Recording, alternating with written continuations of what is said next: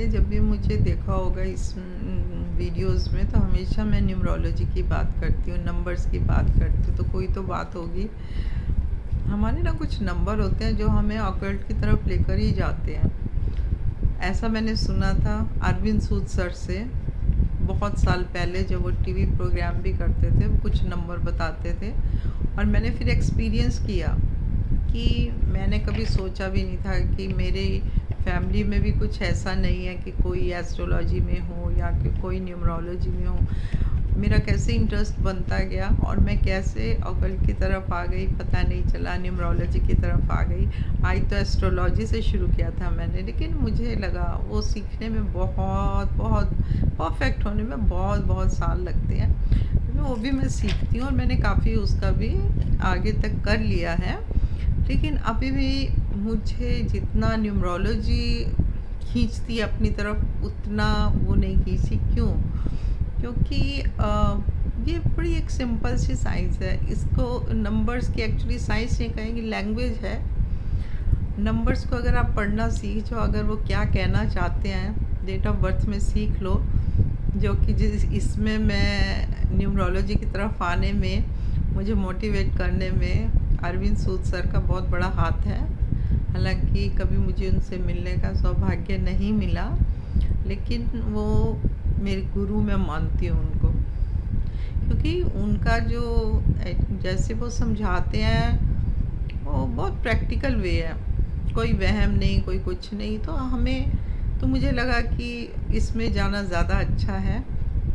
उसके बाद मैंने बहुत स्टडी किया और वो जो कहते थे उसको मैंने स्टडी किया। उसके बाद सीखा भी मैंने बहुत जगह से, गुरु भी हैं मेरे। पर फिर भी जो मुझे एक्चुअली मोटिवेट करने वाले वो मोटिवेट करने वाले अरविंद सर ही हैं। तो अभी मैं देखती हूँ कि क्यों मेरा इस साइड पड़ा आया इंटरेस्ट। तो जैसा वो कहते हैं 3-7 कॉम्बिनेशन, 3-8 कॉम्बिनेशन, 3 और 8 का जो कॉम्बिनेशन है आपको ऑकल्ट की तरफ लाए गई, और मेरा वैसा ही था और मैं आई। और उसके बाद दूसरी बात क्या है ना, जब आप करियर चुनते हो उस टाइम ये आपकी बड़ी हेल्प करता है। जिन बच्चों को हम नहीं कर पाए, वो कोशिश रहती है कि करियर चुनने के लिए बहुत अच्छा है ये न्यूमरोलॉजी की थोड़ी सी नॉलेज होना। इसलिए मैं चाहती हूँ कि हर कोई सीखे न्यूमरोलॉजी। अच्छा, तो क्या होता है ना, एक तो कोई वहम नहीं है ना, और बड़ी प्रैक्टिकल सी अप्रोच रहती है न्यूमरोलॉजिस्ट से कि हाँ, एक हमें समझ आ गया किस चीज़ की कमी है, हम किसी ना किसी वे से वो नंबर की कमी को पूरा कर देते हैं। चाहे वो एलिमेंट्स यूज़ करें, चाहे किसी भी तरह उसको पूरा करें। तो मुझे लगता है कि इसीलिए मैं न्यूमरोलॉजी को वही बात है, जैसे वो कहते हैं कि मानो मत, उसको एक्सपीरियंस करो, खुद करो। आप देखोगे ऐसा क्यों होता है कि एक तरह की प्रॉब्लम आने वालों के नंबर्स भी सेम ही होते हैं, करीब करीब सेम होता है। ऐसा क्यों होता है? मल्टीपल 7 आता है तो हेल्थ प्रॉब्लम्स आती हैं। और अगर हम इसको थोड़ा सा एस्ट्रोलॉजी के साथ भी मिलाएं, तो मैं देखती हूँ दशा और महादशा उसमें जो चल रही होती है वो हमारे नंबर्स को भी अफेक्ट करती है। अगर हमारी दशा महादशा हमारे फेवरेबल नंबर्स हैं, फेवरेबल ग्रह पे चल रही है, अच्छे हैं, तो हमारा वो नंबर आएगा तो हमें फ़ायदा होगा। लेकिन अगर हमारी जो हमारे फेवरेबल नहीं, अनफेवरेबल प्लैनेट्स पर है हमारे जो दशा या महादशा, तो हमें अच्छे नंबर्स भी कई बार फ़ायदा नहीं देते।